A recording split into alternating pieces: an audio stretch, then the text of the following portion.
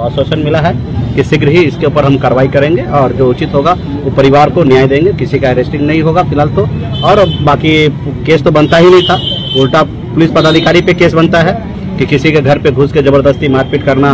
विकासशील इंसान party VIP के प्रमुख और बिहार सरकार के पूर्व मंत्री मुकेश सहनी शनिवार को मुजफ्फरपुर में बड़े पुलिस अधीक्षक से मुलाकात कर पिछले दिनों हरेसर गांव निवासी विजय सहनी की बहन के साथ पिटाई मामले की निष्पक्ष जांच करने और दोषी पुलिसकर्मियों पर कार्रवाई करने की बात कही है। सहनी ने बड़े पुलिस अधीक्षक से मिलने के बाद पत्रकारों से चर्चा करते हुए कहा कि पिछले भी पुलिस के अधिकारियों ने दोषी पुलिसकर्मियों पर कार्रवाई का आश्वासन दिया था, लेकिन 15 दिन गुजरने के बाद भी अभी तक कोई कार्रवाई नहीं हुई। उन्होंने कहा कि पीड़ित का अभी भी मुजफ्फरपुर के SKMCH में इलाज चल रहा है।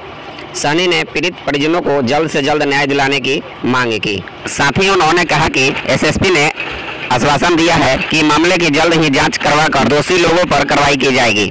सहनी ने आशा व्यक्त करते हुए कहा कि जल्द ही पीड़ित परिवार को न्याय मिल सकेगा। बजरंग दल पर प्रतिबंध लगाने के संबंध में पूछे जाने पर उन्होंने कहा कि यह सरकार का काम है कि जो गलत करे उस पर कार्रवाई की जाए। उन्होंने कहा कि अन्य राज्यों की नहीं कह सकता, लेकिन बिहार में बजरंग दल को प्रतिबंध उचित नहीं है। सहनी ने धीरेन्द्र शास्त्री के पटना आगमन को लेकर सियासत के विषय में पूछे जाने पर कहा कि सरकार उन्हें आने से रोक कहाँ रही है।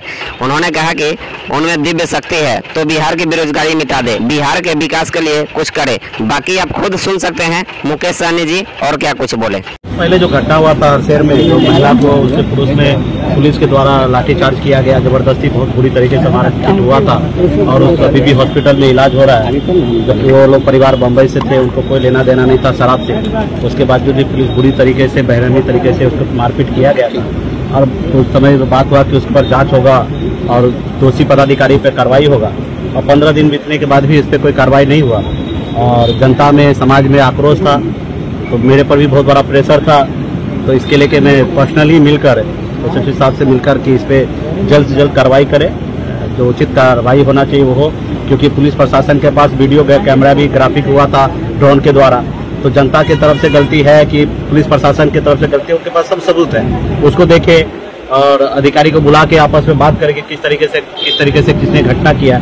ये सारी चीज़ों को हम लोगों ने सारे चीज़ रखा, सारे फोटो रखा, सबूत दिया कि किस तरीके से सारी चीज़ें हुआ। तो आश्वासन मिला है कि शीघ्र ही इसके ऊपर हम कार्रवाई करेंगे और जो उचित होगा वो परिवार को न्याय देंगे। किसी का अरेस्टिंग नहीं होगा फिलहाल तो, और बाकी केस तो बनता ही नहीं था, उल्टा पुलिस पदाधिकारी पे केस बनता है कि किसी के घर पे घुस के जबरदस्ती मारपीट करना, ये करना। तो लेकिन उच्च अधिकारी से बात हुआ, वो सब जांच होगा और मुझे लगता है कि न्याय होगा। नहीं होगा तो फिर आगे जो प्रक्रिया है उस पर किया जाएगा। अच्छा, एक बात और बताइए, बिहार में भी बजरंग दल को बैन करने की बात हो रही है, इस पर काफी सियासत हो रही है दोनों बोल से, क्या सब सरकार सक्षम है, सरकार को जो उचित है वो करे। बैन होना इस पे हम क्या टिप्पणी देंगे। गलत काम करने वाला व्यक्ति है, अगर कोई भी व्यक्ति हो तो उसको सरकार रोकना चाहिए, और गलत नहीं करता तो सरकार का भी काम है कि उसको रोकना नहीं चाहिए। तो ये सारी चीजें अभी क्या आधार पे क्यों बंद करा है, इससे ये सब तो हम लोग को जानकारी नहीं है। और लगता है मुझे बिहार में बजरंग दल का ऐसा कोई घटना नहीं है कि जो उनके ऊपर कोई कार्रवाई हो।